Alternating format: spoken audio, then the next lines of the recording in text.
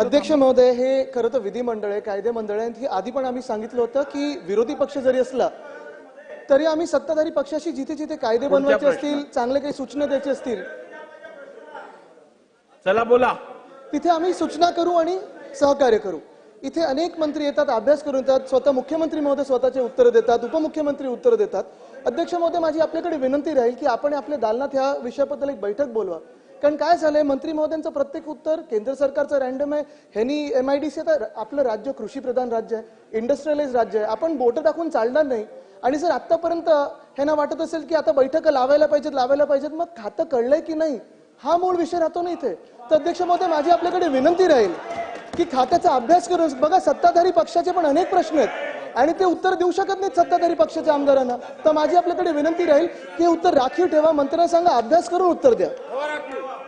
चला पुढे रोहित पवार बोला. अध्यक्ष महोदय, मंत्री महोदय, ठीक आहे, एक माझ्या मिनिट. नंतर आपण उत्तर तुम्ही मला बोलू एक द्या. मिनिट, मला बोलू द्या.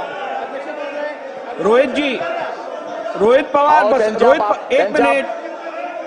त्यांच्या अहो, बापाला मी माझ्याकडे- कळला होता म्हणून त्यांनी मला खातं दिलं होतं, हे त्यांना माहित नाही अजून.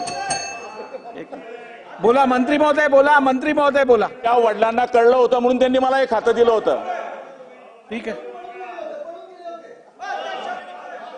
चला. अध्यक्ष महोदय, अरे थांबा डॉक्टर. अध्यक्ष महोदय, एक मिनिट, नाही एक मिनिट, बसून घ्या, सगळ्यांनी बसून घ्या. बघा हे फार बसा. भास्करराव, मी बोलतोय, आपण बसा ना. हो मग बसा, मग समज देईन ना. बसा तुम्ही खाली, पहिली बसा, खाली बसा. एक लक्षात घ्या, नाही हे बरोबर नाही. हे चाललंय ते अत्यंत अयोग्य चाललंय, अत्यंत अयोग्य चाललंय. खाली बसा. हे बघा, महाराष्ट्र विधानसभा ही देशातली सर्वात उत्कृष्ट लेजिस्लेटिव्ह बॉडी म्हणून मानली जाते.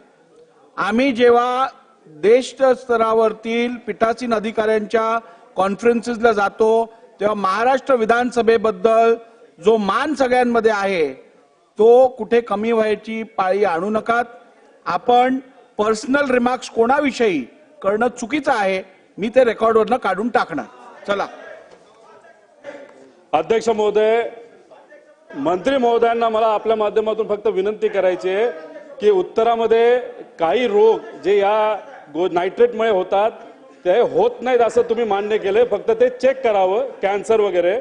दुसरं अध्यक्ष महोदय, आमचं काय म्हणणं आहे की तुमच्या डिपार्टमेंटच्या माध्यमातून 25-30 हजार कोटी रुपयाची जलजीवनची कामं चालू आहेत. आपलं नायट्रेट ही मोठी अडचण आहे, तर तुम्ही तुमच्या डिपार्टमेंटला सांगून योजना चालू आहेत